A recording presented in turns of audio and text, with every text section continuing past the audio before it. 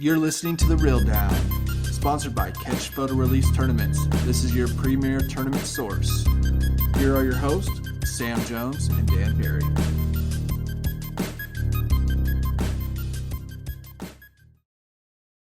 Welcome back. Hey. This is The Reel Down. Hope you guys all had an amazing holiday weekend. Coming at you with another epic guest. We're excited about tonight's show. We're going to be talking about a new tournament format, something that we haven't seen before that includes kayak fishing and other vessels as well. I think it's going to be an interesting show. Got a pretty epic guest. We'll introduce him here in just a second. Dan, how you doing, my man? Living a dream, man. Excited to talk to our guest tonight and find out it's definitely the only series in the country doing this that I've ever heard of. So super interesting, great topic, great format. Just going to be a good night and a good podcast. Looking forward to it.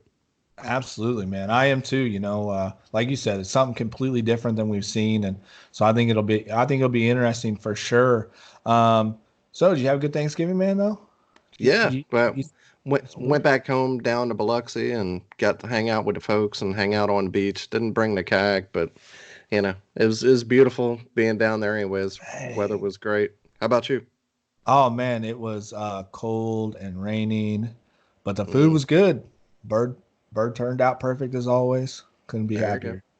All right, well, let's get this thing kicked off because we got, like I said, an epic guest, some cool stuff to talk about, and a couple tournaments to talk about finally as well. So yeah, we do. All Last few of the year. Without further ado, let me introduce tonight's epic guest, Frank Prollifrone, also known as Frankie Provolone, a.k.a. Slay Nation Frank. How we doing, buddy? Woo! What's up, Dan? What's up, Sam? How we doing, babies? What's going on? Liking that Northeast style and flair you brought to the show just then. That's right, dude. I got all the Southern boys in the Midwest. Now you got to get a Yankee in here. Yeah, it's like a big triangle. That's right, dude. Triangulation, man. Triangulation. We're going geometric tonight. That's right. Geo what? Geo. I'm a fisherman. I don't know these terms. All right, guys. Well, anyway, one of the names you go by is Slay Nation Frank, which is what we're talking about tonight. Slay Nation tournament series. So before we get into Slay Nation and what that's all about, why don't you kind of tell us a little bit about yourself, how you got into fishing, and then ultimately how you founded this new tournament series? Yeah, absolutely. Appreciate it. Thanks for having me on, first and foremost. What up to all the Slayers out there, right? And so, just like anybody else, man, I'm a Connecticut born and raised, right, up here in CT. Got into fishing like most of us have, man. A family member or a friend, somebody introduced us to the sport and we fell in love with it, right? I remember being, 7, 8 years old, going out with my uncle. He was a big influence in my life. I had a great neighbor next door to me who gave me my first fishing pole. I caught, like a 27-inch pickerel, one of my first fish, and just fell in love with it since. And, the passion sticks with you. That's the great thing about fishing is it's something you can do no matter what age, and grab a pole and you can walk down the street and do what you love. You don't need to have a boat. First and foremost, I've got two beautiful kids. So being a daddy is number one in my life, and being a loving husband to my wife, Christine Provolone. That's right. So, that's first and foremost, man. And then other than that, I'm a phys ed teacher. So I've been working with youth for a long time, about 18 years, coach basketball all across Connecticut. And, it's the full-time gig. And then we got Slay Nation, baby. So that's my third kid. Nice. All right. So cool. How much did how much did you have to talk her into taking the last name? Like she tried, I guess in the Northeast it's probably more common, but like, did she try and make you take her last name? Hell no. So listen, her last name, so I'm Calabrese Italian, right? Calabria. And my wife, she's Sicilian, 100%. So her last name is Ferrasciano. So when I met her, I would make fun of her name and say Frere Jacques. And I go, Yeah. yeah, I'm Oh, Christine Frere Jacques. And then you got Prollifrone. So I mean, I don't think it mattered whose name we took. It was a tongue right. twister no matter what. But Prollifrone has to live on, man. Dan, we got to mind our P's and Q's. This Yeah. man might be connected. Hey, you never know, dude. You never know. I've heard some stories about my father-in-law. Rest in peace. But Oh, he man. used to own a restaurant, and I heard some stuff, man. Slay Nation's a cover up for something else they slaying. That's They're right. laundering money. That's Say the wrong Prollifrone. thing, you end up with some concrete shoes out in the river. You watch out. You heard about the Hudson, right? Oh, boy. It's getting deep. It's Those getting deep quick. those aren't pylons down there, guys. Those are old bodies. I was kidding. Going out there with your side imaging. Mega scan. Look at that log. Look at that log. That's not a log. That's Johnny. That's Capone. 50 feet over there is Papa. Johnny's cousin. Long lost cousin. Oh, goodness. All right. Well, let's talk a little bit about Slay Nation. It's kind of an interesting format. Unlike anything we've seen, as we said earlier, you know, you're bringing kind of two worlds together here, and maybe three. So basically, it's a grassroots type feel to it, and it's John boats, kayaks, and canoes, right? Or any type of plastic water vessel.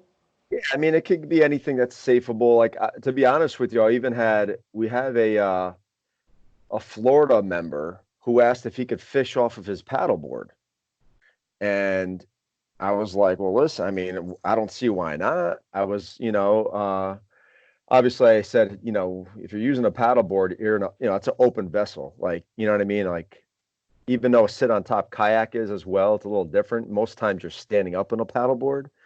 So I was like, hey man, if you want to fish in a paddleboard, go for it, you know? Right. So other than that, yeah, the three main vessels are what you typically see 99% of the time is John boat, canoe, and kayak. Okay.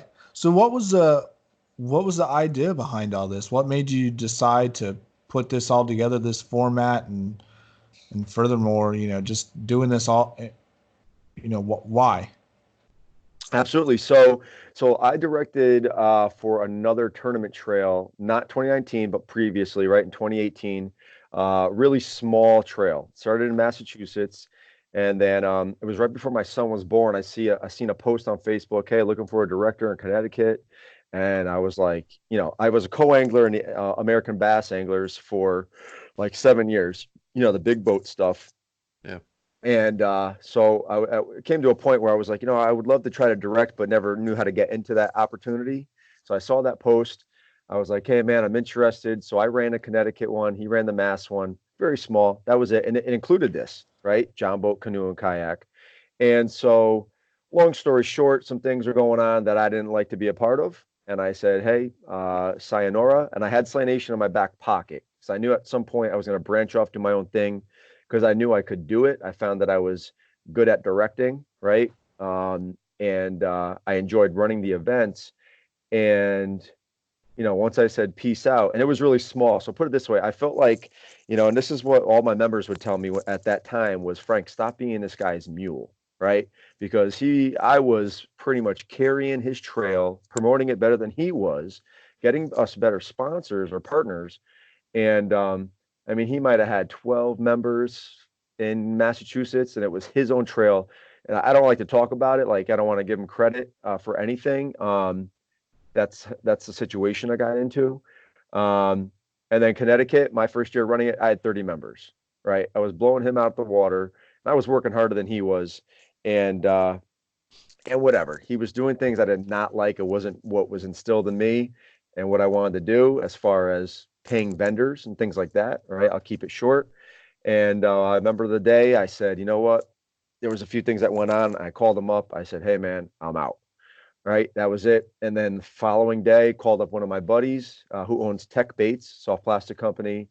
I said, Eric, I'm done with, this fella, and I'm starting something. I'm calling it Slay Nation, and that's when it all started. That's when we started our roots, and snow piled from there, man. I loved the three vessel idea, the kayak, canoe, and john boat, because that's how a lot of us got into fishing, right? Other than fishing from the Yep. bank, it really is. Because when you're young, you can't afford the glitter boats, the nice bass boats or the nitros. It was a john boat. For me, it was a canoe. I fished out a canoe for a long time with one of my good buddies, who's my co-director and one of my best friends. And for ages, for years, we'd be fishing together at one of our favorite spots. And I'd be like, Dave, I mean, imagine if we could just fish together, like in a tournament trail like this, in a tournament off the canoe with the trolling motor.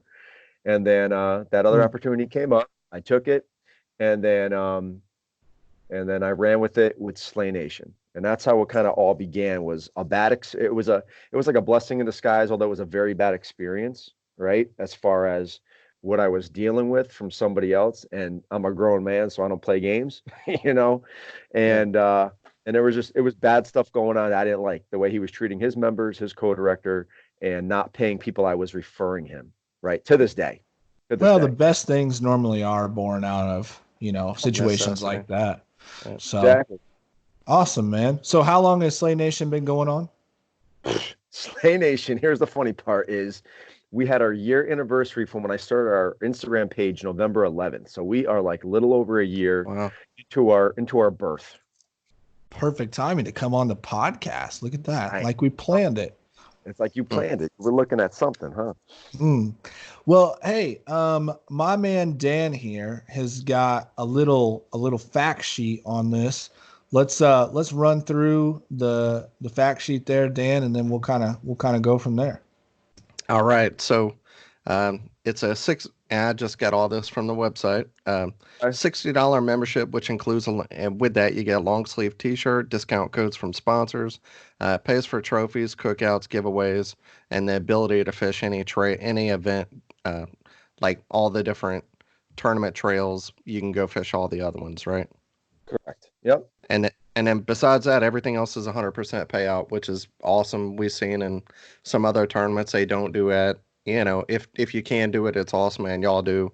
It's great. Yeah. There's that transparency, and everybody wants 100% payout, so that's awesome. And Absolutely. to only have done this for a year, dude, you've got trails all over. It's crazy. You've got Southern Ontario, Canada, like you're international. That's crazy. Yeah. Connecticut, where you're up at, Georgia by me, Mass, Nebraska, Michigan, Central New York, New Jersey, Maine, Pennsylvania, Northern California, Minnesota, Central Florida, Southern New Hampshire, Texas, Oklahoma, and South Dakota. That's literally coast to Woo! coast. We're trying. We're Man, trying. So it's Yeah. what in a year. what do you think it is? What do you think the draw is? What do you think has got all these people rushing to become slayers and be a part of Slay Nation? Well, I think it's because it's a platform that provides the everyday angler with a tournament opportunity. There's a lot of people that want to fish tournaments, like let's be honest, and they get intimidated, right? They're intimidated because when something's new, you're afraid, right? Fear is imaginary. It's what we conjure up in our mind, and we say, I remember the first tournament I ever fished in as a co-angler in the big boat stuff. I remember walking in like, all right, it's going to be super competitive. Here I am, this younger kid, never fished out of a big boat before, let alone in a tournament. And then you do it and you're like, there's nothing to worry about. And I think what Slay Nation is, people feel comfortable fishing from, their own john boat, their own kayak or canoe. And they're like, all right, I don't need to have a lot of money. I already got one in the backyard. I got a buddy I can call up. Let me see what's up. It's inexpensive, right? Even a $60 membership fee for the Yep. season, that's not a lot, right? Same thing with the entry fee. It's $50 entry fee. If you have a buddy, you split that 25 each, right? And you have the potential of winning, who knows, up to $1,000 depending on how many teams fish and get giveaways. And so I think the attractiveness is we are getting the credit goes to our directors, right? This doesn't happen without directors. Okay. Um, Yeah. and I feel like when I reach out to directors, we get interest, I do a phone interview, right, with every single person that we come in contact with. And I asked them a series of questions. I need to make sure it's a good fit. And I also think that I have a nice job selling Slay Nation to our directors and saying, heck, because not for nothing, out of our first 9 states in 2019 that we had trails in, um, half of those guys just started bass fishing, let alone ever fished a tournament. You know what I mean? And so the thing is, whether you are brand new or have fishing for years, a tournament angler or whatever it is, we're providing an opportunity for you to learn how to do it in a manner where it's stress-free, right? Because I have things in place, I have the ingredients in place to help these directors become successful. And if they follow it, then they are going to, and I'm with them step by step. It's just like being a teacher, which is my background, right? It's like having a student that's having trouble and whatever for, whatever it might be, the ABCDs, right? And you're giving them flashcards, you're giving them quizzes, and you're teaching them along the way. It is the same thing. It's not hard. It just takes time and patience. And I think the slayers across Slay Nation, they see that it's like these, when I post the pictures on a website of our directors, it's not them with their arms crossed looking like these, looking like, hey, I've been fishing for 25 years and here I am directing a tournament trail. It's like just the average Joe Schmo, right, from across the nation, that's saying, hey, I want to bring something new to my state. Yeah, I'm new to this, and I know you probably are too. But listen, we're going to do this together, and we're going to have fun, and we're going to fish, and we're going to make it grow. And I think that's appealing. I think, on our side, on the kayak side, there's all this talk about growing the sport, and things like that. And then you hear from the elite and MLF guys, they talk about take a kid fishing or things like that. I literally can't think of another way or another person or organization that's helping to grow fishing in general and kayak fishing more than what you are, just getting so many people involved. And I just honestly think that's the coolest thing. Agreed. I appreciate that. Yeah. Well, that's the thing. Not for nothing. Like, yeah, you do hear, the pros, right? The MLF guys, all that, right? And there's all that baloney going on back and forth between everybody right now, which is sad to see because it's fishing at the end of the day. And they're saying they want to grow the sport, but what they're doing right now is deterring people from the sport by acting like that. You know what I mean? And so if you're going to sit here and say, hey, well, I want to grow the sport, but then you got to act like a big boy. You know what I'm saying? Because what you're doing is these younger anglers that are on social media, right? And they see the banter back and forth. What are they going to say to their parents? Mom, how come, so-and-so and so-and-so are, whatever. It's sad. Rock, just say it. We're seeing it right now. The bashing the different trails on the pro level, the MLF, the BASS, FLW. We're seeing that. We're seeing the anglers go against each other, and it's crazy to me. Because I grew up. I hate to ever use the term idolizing these guys, but I grew up watching these guys and had a huge amount of respect for them. I can remember getting up every morning. If I wasn't outside fishing or down at the creek or, doing something, I was watching Bassmaster on ESPN and watching all the fishing shows, reading the magazines and all that. And so I looked up to those guys, and I know kids are doing it still. Now it's maybe a little bit more of the guys who are on YouTube, because it's not on mainstream TV. But still they're watching Scott Martin, who, by the way, has done a great job with this whole thing. Phenomenal. They're watching these guys, and it's sad to see what's going on. And you guys are touching on so many points right now that I'm really kind of passionate about, because I'm really big on the grassroots thing. I think it's important. That's why I think I'm kind of drawn to what you got going on here at Slay Nation, because I can remember a time when I just had like a 10-foot John boat, and I would have loved to have gotten in a tournament, but I couldn't, And I think it's appealing. And that's why kayak fishing has exploded in the way that it has. It's a low barrier to entry sport. And now you've just broadened that even further to those guys who maybe already have that John boat or have that canoe, who, aren't maybe necessarily looking at kayaks, haven't really gotten involved in that yet.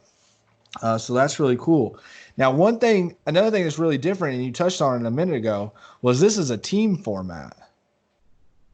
Yeah, correct. You could fish as a team or solo, so they have the option. To be honest, most people fish as a team, but then you have some anglers that just want to fish by themselves, right? So And that's fine. how does that work when a guy's in a kayak? I can see a two-man canoe, I can see a john boat, and there are even tandem kayaks, but most Yep. fishing kayaks out there are singular. Yeah. Singular. So how do you go about that? How does that work? Yeah, so we've had a few kayak teams, both in, the Massachusetts Trail and my Connecticut Trail this past season. And so, they team up, but they have to stay within 20 yards of each other. Okay. So you can't have one kayak guy at the north end and one at the south end, right? Then you're covering the whole Yeah. lake. So we don't allow that. So they got to stay within 20 yards, we call it, because let's just say, for example, Dan and I are teammates, right? We have kayaks, but we don't have a hog trough, right? So you show up to Slay Nation, you check in the morning. So we provide hog troughs if you don't have one. All right. It's one per team if you're using ours. So Dan can't, Oh, okay. if I catch a fish and he has the hog trough, he can't be too far from me because now that fish, I'm either hanging it on my lap Ah, or, I got to plug it on the donkey leash or whatever. So he has to stay within, 20 yards is not far, right? That's within casting distance. And so, hey, Dan, I caught one. He paddles over. We use that hog trough together. Now, if these guys have their own hog troughs, which most do now, they still have to stay within 20 yards. That's it. And now, so the question is, well, how do you know they're staying within 20 yards, Yeah, that's right? exactly the question I'm yeah. thinking. How do you regulate this? So I can't, right? Let's be honest, I can't, right? Because I'm fishing it too. I don't have a drone in the air, right? Going over, checking everybody how far they are. So you go by an honor system.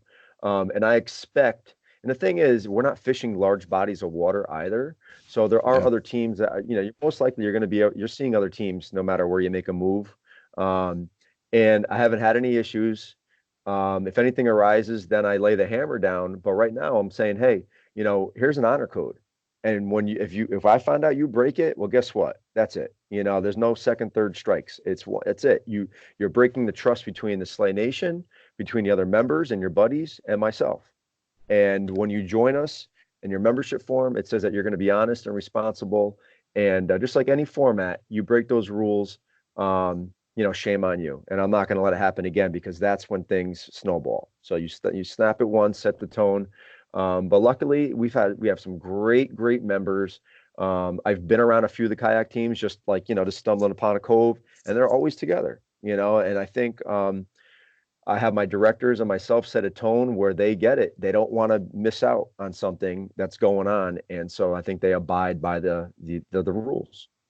I think in any series, any level, John Boat, Kayak, Elite Series, whatever it is, you can find a way to cheat, but you're Yeah, eventually going to get found out. And whatever you do now, this day and age, you're done. You're absolutely. done forever. And Yep. I know here in Alabama, if you get caught cheating, it's a felony. So to go out there and, for a few $100s to cheat and Yeah. never be able to fish a tournament again and to get a felony, it would be the dumbest thing to try to do to make money. Absolutely. I totally agree. Yeah. All right. So are these, and Dan, you may have said this, I apologize if I'm repeating. Is this a five fish Yeah. tournament? Catch, Yep. photo, release, five fish, two-man teams. Hmm. So are these individual events or is this an actual series in which there are Angler of the Year points and a championship and all that kind of stuff? Yeah, yep. So it's the same thing. We keep a point standings, right? So every event, you're earning points for your Angler of the Year point system, right? So, if you catch, it's just like KBF, right? You catch, 34 inches of fish, that's equivalent to 34 points, right? And so we add those up throughout the season, and we name our the last season or the last event of the season is your Angler of the Year championship. And get your nice plaque and all that good stuff. And so, yeah, nothing different than most of the kayak stuff that's out there. It's nothing different than fishing like, the Bassmaster Elites. It's a five fish bag, right? You bring in so, the thing is with us, and I don't know if you'll touch on it, but a lot of people ask, well, you don't use Tourney X, right? You don't do the online thing. And we don't. And the reason behind that is I was thinking of using Tourney X just because it might make it easier to look at the fish and they'll total it up for you, right? The reason I don't use Tourney X is because there's a lot of places I know I fish in Connecticut and Massachusetts and Maine where they get no cell reception. No service. Yeah. The last thing I need is one person, just one person to say, hey, I couldn't log my fishing. And then all hell breaks loose. We know how it goes. We could do everything, right? Where it be fine-tuned. And then that one little experience, everything comes crashing down, right? So we stay away from that. They take the pictures on their phone. They put them in an album. Their 5 best fish. They come in. And my, the co-director and myself, we check them, right? All right, Dan and Frank, how many fish today? 5. I record everything on my event sheet and then on the whiteboard, and 5 fish, and that's how we do it. It goes quick, it goes pretty quick. Now, do you guys have to use a tournament identifier like we do in most kayak fishing formats? Yeah, we do an identifier, but not the ones you guys use. Like we don't use a tourney tag. We'll either write the code on your hand in Sharpie mark. Or I let some trails use a bracelet and they put the code on the bracelet, So okay. It's one or the other. Bracelet. I like that. Okay. Yeah. Never heard of that. Yeah, like a concert bracelet, you know what I mean? Yeah, yeah. So I like that. Good idea. Yeah, good idea. And there's 2 clubs I fish here in Alabama. We don't use Tourney X. So, I mean, it's definitely doable with that. It makes more work on the directors. But, yeah, sometimes that can be the best way to go. All right, yeah, how many spots? Yeah, how many spots are y'all paying out? Is it 3 for every tournament, or is it based on how many people enter? Exactly. It's based off how many teams fish, right? So our payout table will tell you, I think we go up to like 25 teams right now in that table. So it depends, but let's just say, you have a decent field. Let's say you have 10 teams show up, right? We're paying first, second, third, and lunker. So those 4 places or finishes will get cash payout. And then what we do is, so we go by a boat number system, right? So when you check in the morning, let's say it's Sam and Dan, right? You show up in the morning, you check in with me at the table. I'm going to say, Dan, pull a boat number. I use a poker chip and I write a number on it, right? You pull it. What number you got? 1. So I'm writing number 1 on your hands with our identifier, whatever it might be. Let's say we're fishing a place called Candlewood Lake. I would write 1 on your hand with a CL. Okay. Or I might mix it up and maybe write something else so no one could copy it. And so that boat number, right? I place that next to your team name. So now the day ends, right? Let's say you both come in second place, right? After I get all the cash payouts going, I take those boat numbers, whoever finished in the cash, put them to the side. All the other boat numbers are left in a pot.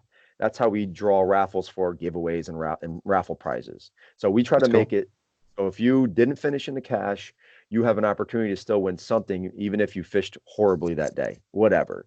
That was a thing when I fished in the ABA, right? You pay $150 entry fee. I'm on the back of the boat. I'm getting backboated, right? Because I might be fishing with some hot shot. I catch nothing. I'm like, damn. Yeah, I might have learned some new techniques, right? Whatever. But you come in, first place wins $2,000, and then they do a raffle giveaway or whatever, and the kid or the guy wins $300 St. Croix rod and reel combo or something, right? He just took home 2 G's and a brand new rod and reel combo, right? So I wanted to take that out of the equation and make it so everybody has an opportunity to win something. I like that. Yeah. Yeah. And our local clubs take a similar approach. I like that a lot. Well, I've done well in a tournament before, and then I could still win a raffle, and I've always felt guilty about that. Like, I kind of wish and I've given it back before so somebody else could win it, because I always feel, that I've never liked that. So yeah, good on you. Yeah, nice. So do each of your different groups, your state groups, since they're kind of operating independently, do they have like their own sponsors, or do you just have like one set group of sponsors for the entire series that you're using for these sponsor prizes?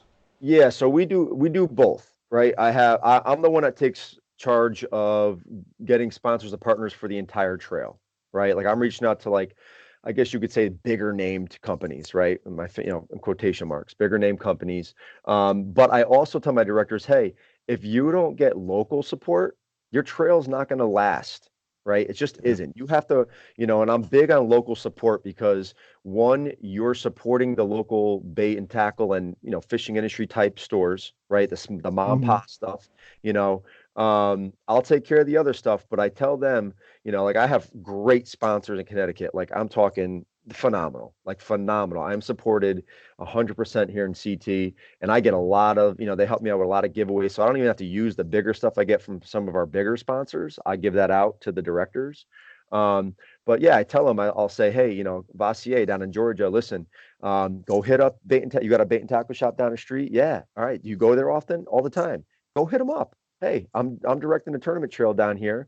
I'd love to support your business. Wondering if you wanted anything you want to provide at our events. You have brochures. You have a special going on. If you want to provide some things you want to try to get rid of or whatever. So yeah, our Florida director and Texas director right now are smashing that. They're teaming up with kayak shops in their area, and I'm like, that's exactly what you need to do. So we do both. I'd like we'll get into that in a minute, but we have a title sponsor I'd love to talk about soon. Yeah, But absolutely. we have some bigger names, but yeah, we do a little bit of both because you have to you have to Slay Nation Georgia or Slay Nation Mass or Connecticut, they don't, not everybody cares about the whole rest of the nation, right? So you have to get local support, right? It's how you're going to build Yeah. interest in that's how you build interest in your community, and then you're going to grow within your area. So doing both local and then trail cover wide partners or sponsors is both important. All That right. name Vassier, I was wondering how you pronounce that. That's one smooth name. I like that.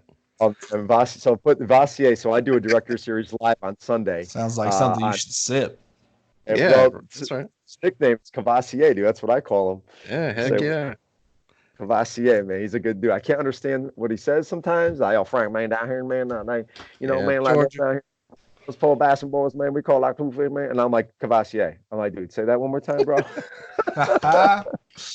Yeah, So, for I mean, sure. let's get into some of your sponsors. One of them I Yeah. saw, one of your affiliates is the Sheepdog Fishing Network, and I Yeah. just wanted to find out more information about that. I thought it was cool.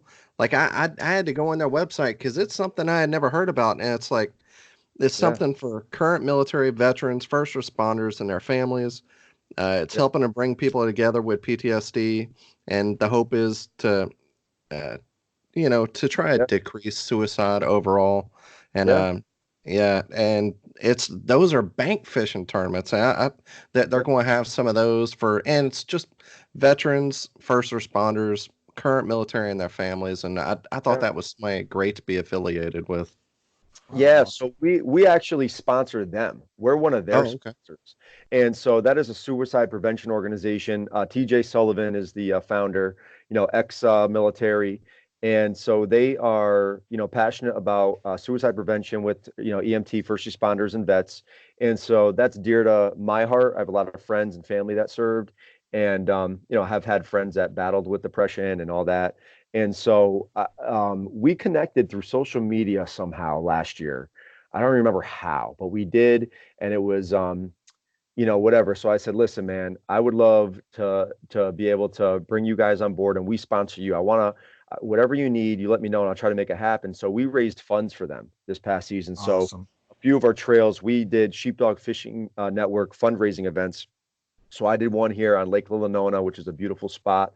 Um, in Connecticut, and we raised like $500 here. And Nebraska raised a bunch of money, and we donated to TJ and Sheepdog, and they updated to their new logo that you see now. They updated their website. It wasn't as nice as it is. And so what he wanted to do is they help provide suicide prevention through outdoor recreation. So they provide these services, or can refer services to people in need in that type of demographic, that need to get outdoors and hopefully find that savior. And so we're very proud to be a partner of that, and they're very appreciative of it. And it's the least we could do for vets and people that give their life every day, so we can go out there and fish for stupid, we can go out and do our stupid stuff, fish. Yeah. I know it's hard for us to think like that sometimes, but um No, in it's a good reminder. It's a good in, reminder for sure. in hindsight, so that's what it is. And yeah, he wants to do like little bank fishing tournaments. So he was asking my advice on some of the stuff. And because that's something, if somebody doesn't have a kayak or john boat, he's like, I'd like to refer them to Slay Nation, obviously, but if they don't, they could bank fish. And so that's how that came about. And you've got your own feeder series. Exactly. Yeah. Yeah. They Pretty can much. move their way up to the Slay Nation. Yeah. There you go, man. Moving up the federation, dude. Talk about grassroots. That's where it's at, man. Well, that's awesome, man. That's cool to see that you're not only, running this tournament series and getting sponsors for your tournament series, but you're also giving back to the Yeah. community and sponsoring these people. That's really cool. So that's Sheepdog Fishing Network. Network. And that's how Yep. people can find them on Facebook and on the web. Yeah. Yep. Social media. Yeah. On Instagram and yeah, Facebook and Instagram is their two bigger social media pages. Awesome, guys. Well, go check that out. All right, so let's talk about some of the people who are backing you, who are behind your brand, Slay Nation. Oh man. So let me give a quick shout out because we had some amazing sponsors for our very first year. And I don't even call them sponsors, to be quite honest with you. I call them partners because it is a partnership. They're helping us, we're helping them, right? Sell product, get their name out there. So right off the bat, my first buddy, Tech Baits, soft plastic company out of Connecticut, who's getting big. Tackle Supply Depot, similar to a Tackle Warehouse, but out of Connecticut, and they're very popular.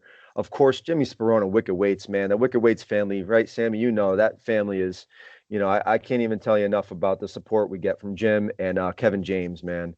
They've connected me with people that I would never thought I'd be connected with, and hopefully I got some stuff in the pipeline with like line cutters and some other peeps like that. So I'm really excited. Our trail was sponsored by or our insurance goes through the North American Tournament Association.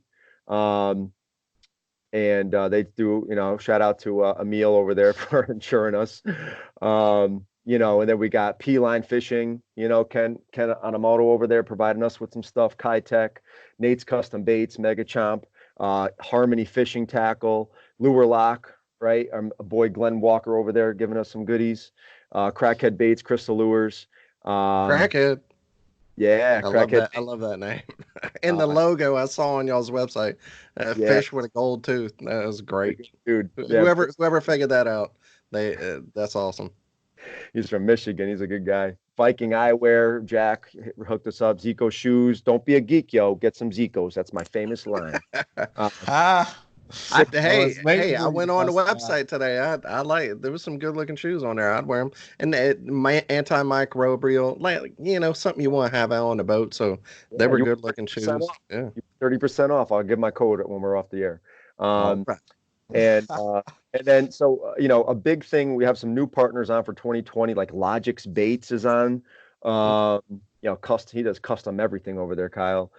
We have, we got, sometimes I lose track of who the hell we got. Whatchamacallit. So we have a title sponsor next year, which I am amazed by because they're a bigger brand in the industry. Filthy Anglers is on board. They're title sponsoring us next year. Are you both familiar with Filthy Anglers? I can't say that I am. No, I don't think so. Okay. So you need to check them out when you get a chance. So Filthy Anglers is apparel, right? They provide sunglasses, hats, hoodies, fishing gloves now, yoga pants for ladies. They are, they're all about, a community, a community of like-minded anglers, right? Like-minded people. That's like their mantra. And hey, you had me at yoga pants. Yeah. I think that's like a new addition, dude. The animals. And they have a hoodie that you can hold your beer bottle in now. I mean, they have everything. And you got me. Jim Sullivan, there it is, Soldier. Jim Sullivan, who founded it, he's like from Massachusetts, New Hampshire area. Started in his basement years ago, and it went big. It's bought out by a Chinese company now. I mean, they have like a community of 150,000 filthy members, they call them, and they're the real deal. They're the real deal. I didn't realize how big they were until I got involved, to be honest. They know everybody, and everybody knows them. Like I interviewed Brian the Carpenter from the Ike Live show 2 Sundays ago, and he's been building a John boat, right? Oh, dude, go check out the IkeLiveShow.com. Their podcast, he has the John boat build. And so when I did an interview, he was on the boat. He was doing a walkthrough on the boat, Ike's boat, and it's just finished. They just put their last episode up. And go check that out because this thing, him and the guy who helped build Haas, they killed it. So speaking of the Ike Live show, not to completely cut you off, but I heard a little rumor. what you hear? I heard Ike might be interested in fishing some Slay Nation events. Dude, let me tell you something. So we had BTC on, Brian the Carpenter, right? Because I love the Ike Live show and I love him and Yeah. whatever. I knew I wouldn't get Yeah. Ike, right? And so got him on, talked, and then that following Monday is when I did the Scott Martin interview and Jody Quinn, right, from the TOC. And dude, He they was on dropped. here first, just saying, Oh, I saw that one. Yeah, I saw that interview. But We it's big. we beat you to it. Love you, Jody. Nice. Yeah, he was a good interview. So they capped off and they're like, Brian the Carpenter, you had a big weekend. You had a little interview thing. Why don't you talk about it? So they dropped Slay Nation, right? And I'm like, I'm sitting there listening. I think I peed my pants. And then because they get tons of views, you know. That So doesn't hurt. and then they finished the Jody Quinn thing, and then Brian the Carpenter says, man, and they started talking about the tiny boat, you know, and a small vessel, like how it's just, you know, exploding now. It's all coming back to life. And Brian the Carpenter, he starts like, you know what, I'm excited. I'm going to fish the Slay Nation Trail here in Jersey. And then Ike's like, wait, 1 day events? He's like, yep. He's like, can I, guys like me, like, can I fish it? You know, meaning professional, right? He's like, yeah, why not? And so he's like, I'm going to look into that. So yeah, we're hoping that he comes to one at least. That'd be really cool. And I told him, you know, we don't have to announce that he's fishing in an event because people will probably go berserk, but I want to be there. Bro, can I be on his team? Dude, I'll travel. Well, he has his son Vegas. I'm sure this would be a great opportunity. He can go Father with and Vegas son. anytime. He can go with Vegas anytime. Yeah. He can't go with Sam Jones anytime. go with Sam Bones Jones anytime. Yeah, man. I like it. We'll see. We'll see what happens, man. All right, No. all right. All right. So- So we talked about a bunch of good stuff, but one thing I did want to bring up is in the rules there was a question that I had. Yeah. And I'll quote it, and it's something just concerned me a little. It says proper safety gear must be with every angler fishing the event. So my question to you is, does a canoe or a kayak angler have to wear their PFD in the boat? That with kayak anglers and other kayak series, that's been a serious deal. We see people get hurt, and that's just something I wanted to ask you about. Yeah, so you know, maybe I could clarify a little bit more on the website about that rule, but it is something our directors and myself we go over is, and it also depends on state regulations. To be honest with you, like I guess it depends on which you're fishing out of. You know, like if you're in a john boat, right, and you're not the trolling motor's off, you could take it off, right? Just like Yeah. in a boat, you know, when you're in a big boat, if it's not moving, take it off, throw it on, throw it on the deck, right? Kayak, obviously, we make everybody wear it, right? They have it on. One, they don't really have much room to put it somewhere, right? But they can't come to an event and not have it at all. So kayak guys, yes, they're wearing it. The canoe guys, the canoe guys, I kind of treat that the same as the john boat guys, you know. If it's not moving, yeah, you could take it off. When it's on, you wear it. I mean, that's pretty much it. I mean, I probably could clarify that better on the website. But as far as, you know, when you get more intimate and we're directing our own trails, that is something we bring up and are passionate about safety. But I guess, you know, I should probably phrase that differently, to be quite honest with you. If people are going to go on the website to help take that question out of the equation. And everything else, I mean, just looking through the rules, we answered everything else. Everything seems reasonable. That was just the one question I had. Yeah. What No. I haven't read through the rules personally. Dan, I guess Frank, you can answer this. What is the horsepower rating on the motor? So, you know, with the trolling motors, it goes, you know, pound thrust, you know, 55-pound thrust, whatever. So this year we did a cap of, I think we did 75-pound thrust was the cap, right, for a john boat. And then next year, I think we're going to just eliminate that, right? We're not going to have a max on trolling motor thrust. Okay. So what about electric outboards though? So like a guy who's got like a 3-horse outboard. Can't use those. Trolling motor only. So nothing other than a trolling motor. Okay. Okay. So if I got a john boat, let's say I got a 15, 16 foot John boat and I want to put 100 pound thrust Minn Kota on there, I can do that. Yeah. Yep. Yep. Because Zinga, zinga, zinga. people ask me, yeah, zinga zinga, right? But I'm like, listen, I don't care how fast you're going. You're like everybody else. You got to find fish because I'll take a kayak guy, all right, a kayak tournament guy, and I'll put them right using a paddle or the pedal system, and I'll put them against a jumbo guy with a 112-pound thrust trolling motor. I'll put my money on a kayak guy any day. You know what I mean? Because now, are you just saying that because you're on a kayak fishing podcast? I might be, but I'm not. Okay.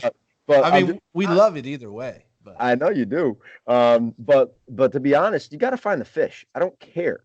To me, it does not. All right, listen, you want to get from the boat launch to the other side in 5 minutes? Be my guest. All right, be my guest because you just drove past all the fish. I'll be honest. Yeah, you can cover spots here and there, but guess what? In a tournament, you can't just go wherever the hell you want because there's other people fishing spots.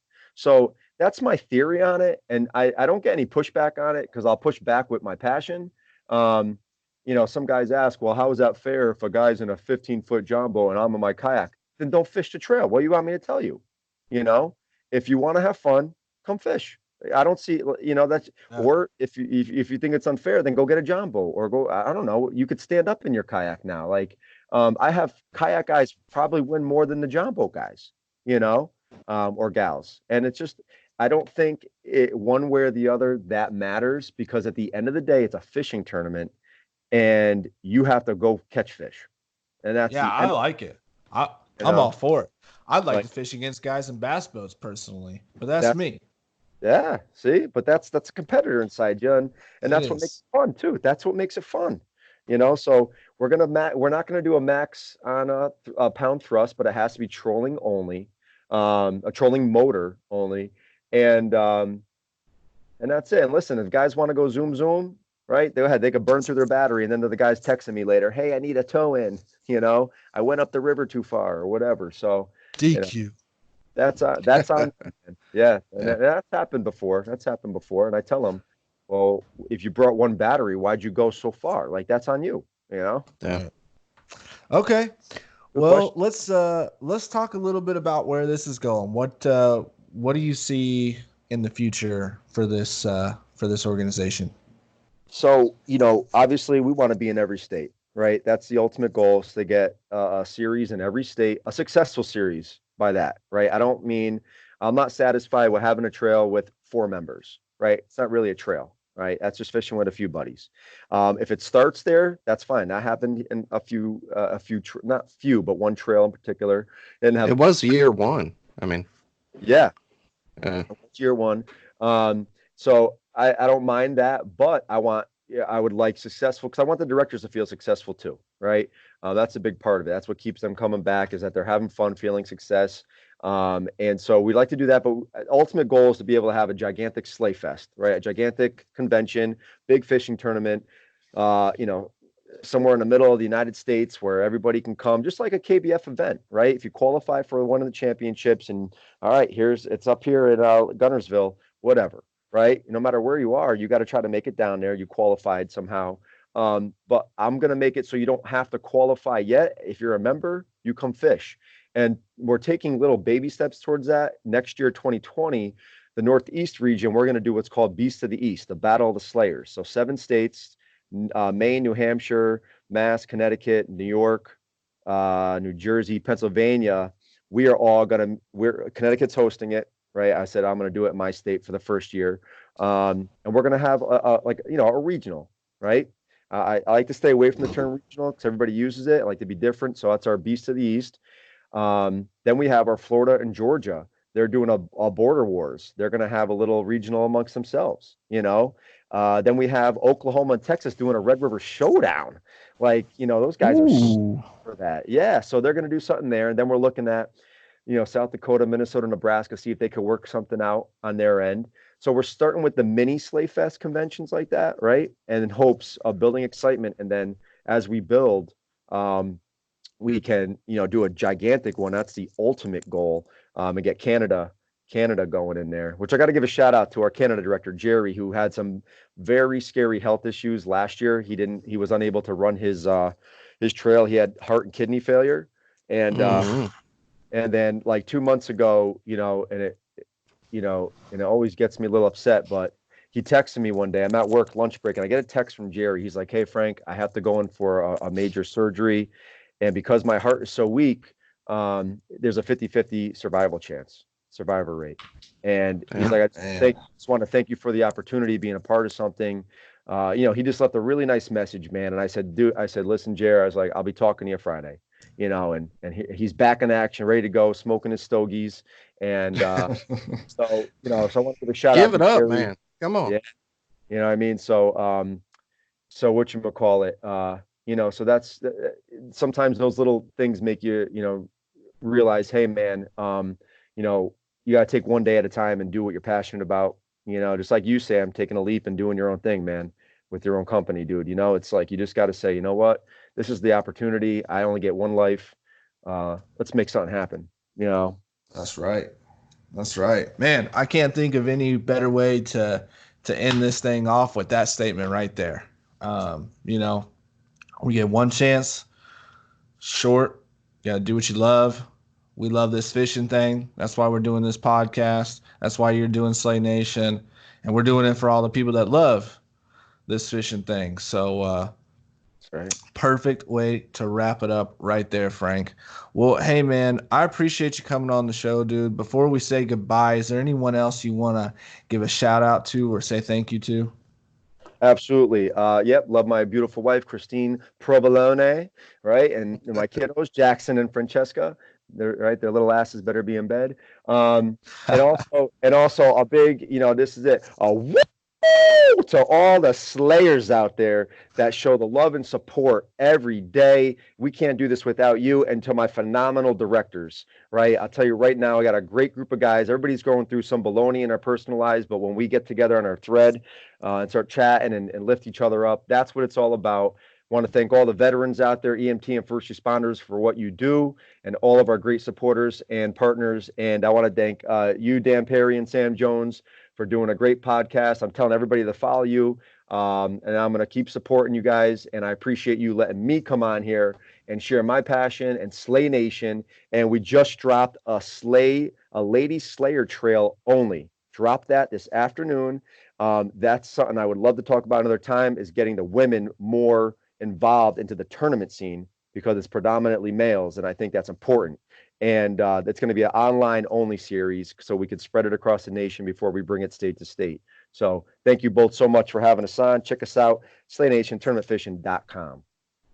Woo! Dang. All right, folks. You might have done that before. I practice. No, I'm just kidding, but I was in sales for a little bit, Dan. I'm a smooth talker, baby. I hear you. Well, I mean, how much it's what you've been able to accomplish in 1 year. We'll have you back on soon. I just expect it to blow up. Your format, growing the sport. Thank you so much for being on the show. Thank you. I appreciate it, brothers. Yeah, it was awesome, man. Thanks for coming on. We'll Thanks, talk to you soon. Yep. Everyone else, hang tight. We'll be back from the commercial break in just a moment. This segment is brought to you by JigMasters Jigs. When in doubt, get the jig out. Go to JigMasters.com and use promo code PNF20 and save 20% off your next jig order today. All right, we're back. It's time to do something that we haven't got to do in a few episodes. Talk about some upcoming tournaments. We got a last chance event and a pretty cool charity event that happens. It's an annual event now. Mr. Ron Champion putting together the Racked tournament. Dan, break it down for us. Yeah, on this weekend, Saturday, December 7th and the 8th. So it's a 2-day tournament online. It's Ron Champion's third annual Rack tournament, and that's the Random Acts of Christmas Kindness. So it's a 2-day event from 6 a.m. on Saturday all the way to 5 p.m. on Sunday. And the interesting thing about it, it's a catchboard hog trophy, but it's 3 fish, whoever has the longest, 3 trophies. All the proceeds go to charity, but it's the 3 biggest crappie or sockeye, bass, and bluegill brim. So whatever you have to have all three to qualify for longest weight. But whenever you add all three of your weights together, you do it through Tourney X. That's where you register. And so first, second, and third is going to be the biggest of those three fish totaled. So the only person doing that, very interesting. Charity, it's a great thing. And I know it's charity, but some of the names that you're going to be fishing against, just to get a trophy above Ron or, you know, Yeah. Hobie world champion or the Oars, Jackson and his dad are on there. I mean, it's just a who's who right now. I think there's 50 people signed up. There'll be more by the weekend. It's only $20. Even if you know, even if Right you there. only get to fish for a few hours, you're donating $20. It's Even a if you great can't thing. fish, Yeah. just jump on, support. I'm gonna go out Sunday. I don't know if I'm gonna catch a bluegill or a crappie or not, but I'm gonna go fishing Sunday, so I'm gonna sign up. I would have signed up anyway, but I'll try and put a big bass. I'm gonna go to Lake Newton over in Illinois. So Oh, is that yeah, power plant lake? that's the power plant lake. Yep. We're Ah, gonna get up into I the remember that name. 50s. So I'm I gonna like head it. over there. Anybody wants to join me? Too bad because this podcast is no, podcast airing on Friday. So yeah, anybody wants to join me? Give me a holler. Heading over to Newton. So, but yeah, it's gonna be a fun tournament, and again, great cause. Get involved. $20. And you can find that on Tourney X, or you can go to Ron Champion's. I think it's Ron Champion Professional uh, Fisherman. You can look on his Facebook page, and you can find the link on there. And next, the last chance to get into the KBF National Championship 2020 on Lake Gunnersville, the Big G, is a KBF Florida Open.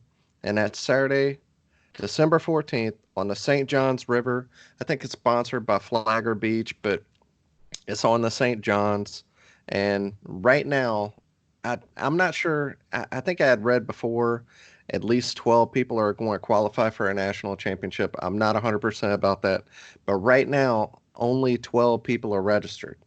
Obviously, it's a week and a half away, so you're going to have some more people sign up. But it looks like you're going to have a dang good chance to get into the NC and fish with maybe 1,000 other people, but and hold up that big, maybe $100,000 Happy Gilmore check.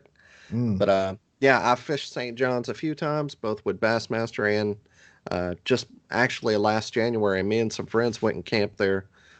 But it's just a great place to go, great fishing. The launches, there's not a whole lot of launches, so some people are going to be stacked up.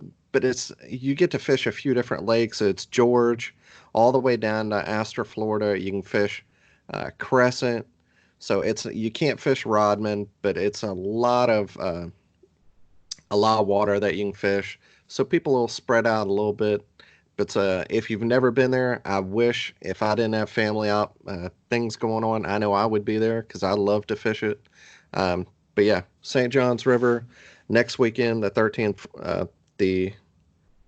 just the 14th, but your last chance to get into the national championship. So if you aren't signed up and you're wanting to get in, is the last way to do it. So sign up as soon as you can. Great place, beautiful water. And this time of the year, alligators you don't have to worry about. So yeah. So you're not throwing your name in the hat on this one, Dan? No, it's 7.5 hours away. I've got some things going on. It's a hop, skip, and a jump, buddy. Yeah, I really wish I could because I would just go out there with no practice. Honestly, I might would have twisted my wife's arm to get into it, but for me, most of the fishing I've ever done has been south of the Astor Bridge. I like that backwater stuff down in a Dexter and Mud Lake, the lakes south of Astor. I like that backwater area. So I don't know why they didn't open that up, but still, George, I mean, the Bassmaster, they were there this year and they caught them all around the island. Rick Clun and all them, he won, but they caught them around the island on the north end of George. So yeah, I mean, this year that south end of south of Astor didn't play, so it might not be where the fish are anyway. So it's early pre-spawn, early December. I've never fished that time of year. I fished down there in Florida a few weeks in January, a few different years, but I've never fished in December. I'm guessing that's still early pre-spawn, rattle traps, chatterbaits. Get Jody Queen's 3/8 chatterbait, jackhammer chatterbait, and go win you some money and get into a national championship. Nice. Well, it's cool to actually talk about some upcoming tournaments. So we'll talk about the winner of the Racked event next week. We don't have anyone lined up just yet, but we are going to be announcing our Christmas giveaway next week. Yeah, buddy. So stay tuned for that. You'll have to listen to the episode to get the details on the giveaway and how to win. So be ready for that one. Other than that, we got some new paddle and fin hats. Message us for the details on that. They look pretty sweet.